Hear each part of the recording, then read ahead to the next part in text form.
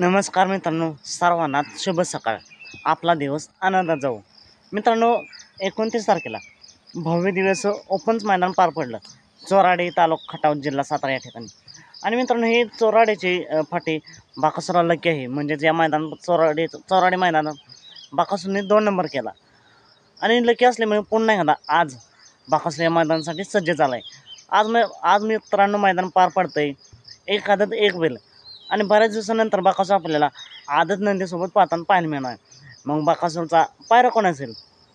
तर मित्रांनो, मिळाल्या माहितीनुसार सांगण्यात येत आहे की बाकासूरचा पायरा कॉकटेल किंवा राजा या दोन्हीपैकी एक असेल.